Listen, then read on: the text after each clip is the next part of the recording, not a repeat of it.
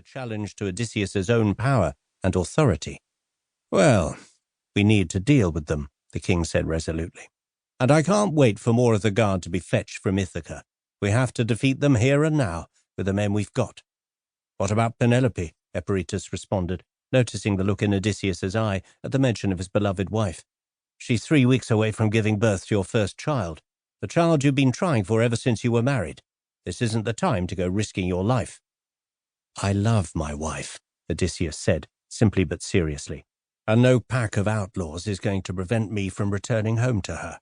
But a king who isn't prepared to risk his life for his people isn't worthy of the title, and for the sake of my unborn son, I have to live up to who I am." Eperitus looked at his friend and knew he had spoken truly. "Well, everything's not far away," he sighed, glancing up at the azure sky through the canopy of budding branches overhead. "And there'll only be a faint moon tonight. We could bring the rest of the guard up here after dark and kill them in cold blood. We won't need to resort to that." "Why not? You slit the throats of a dozen sleeping Taphians once, so what's the difference?" "I had to do that," Odysseus answered. "They were invaders, whereas these poor swine," he pointed a thumb towards the men below, "are just soldiers fallen on hard times. Warriors like you and me. I won't kill them without giving them the chance to leave peacefully first."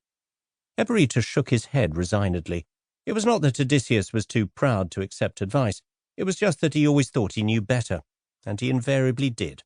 If anyone could think of a way to defeat the bandits, it was Odysseus, the most clever, devious, and resourceful man Eperitus knew. "I assume you've got a plan," he said. "Of course I have," the king replied with a grin. "Now, let's get back to the others and tell them what we've seen."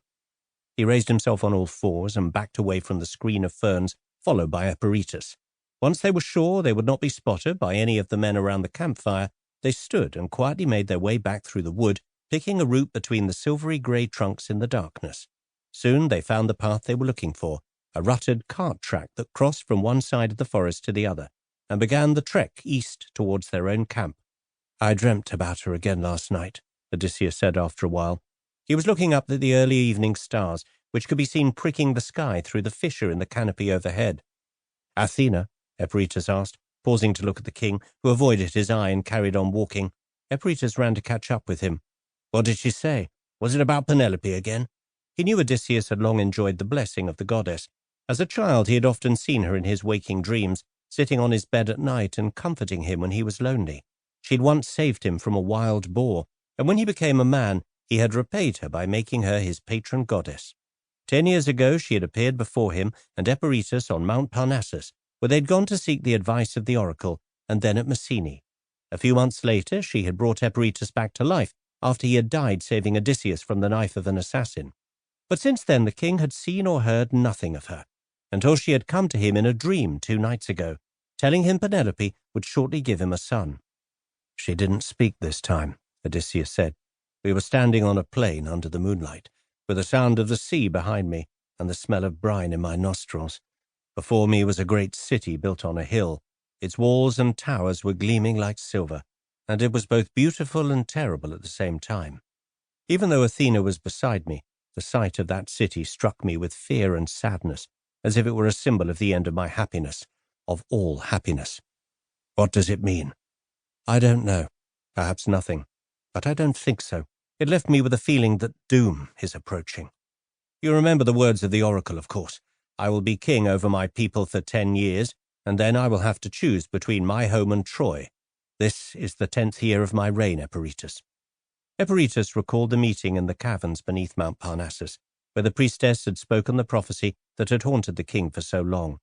It was there also that she had told Eperitus his fate was bound up with Odysseus's, for good or bad. "I haven't forgotten the words of the Pythoness," Eperitus replied, "yet I can't see what will happen to force such a choice on you, or if it comes, why you can't just remain on Ithaca."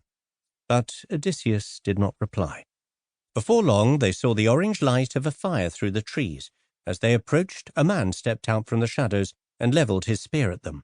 "Not a step closer," he ordered, brandishing the weapon threateningly in an attempt to disguise his own nervousness. "Who are you, and what do you want here?"